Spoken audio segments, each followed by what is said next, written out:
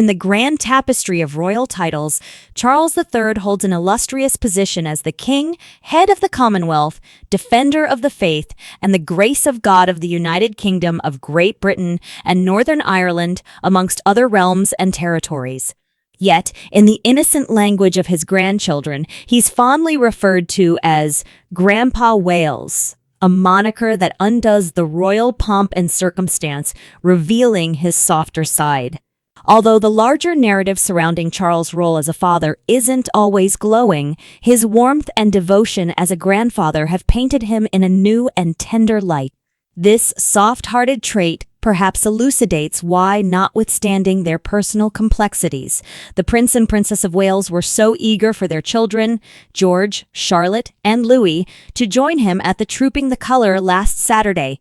Marking attendance at any major royal event is incomplete without Louis's amusing shenanigans, Charlotte's sisterly endeavors to keep him contained, and George's charming seriousness as the slightly more self-aware elder brother. However, the silver lining of serious illness often brings families together, symbolizing our collective human desire to draw our dear ones closer during challenging times, and the royal family is no exception. The three young royals were not merely spectators, but were actively involved. From riding in a carriage on the Mall, watching the horse guards, to the quintessential family balcony moment. Their participation was made possible by their mother, Catherine, who had to keep her children in line while Papa was on horseback. Catherine's attendance was not just about supervising her brood, but also a manifestation of her resolve to stand by her father-in-law, with whom she has grown increasingly close. This bond is further solidified by their shared battles with serious health issues. Over the years, the King has become an integral part of William, Catherine, and their kids' lives.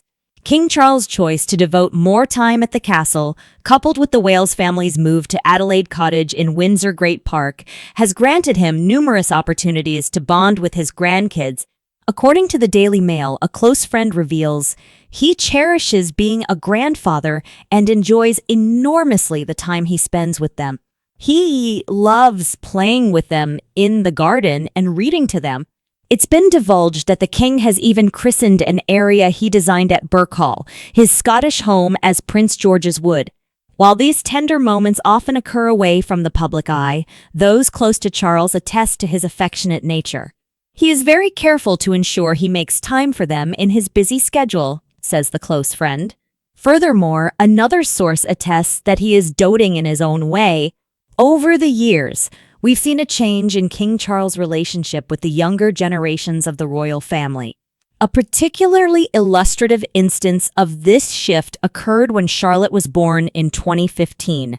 There was a bit of a commotion when the Middletons were on their way to Kensington Palace to see their new grandchild, and Charles had to rush to London to not seem uncaring.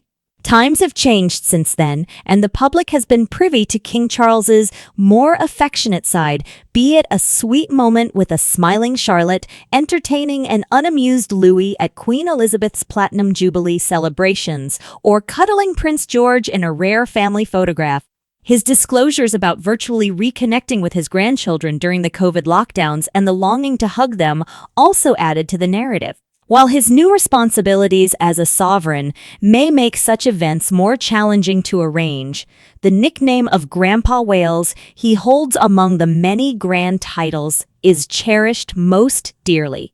It's this relatable and affectionate side of the King that Catherine and her children were there to support and participate with during the Trooping of the Colour.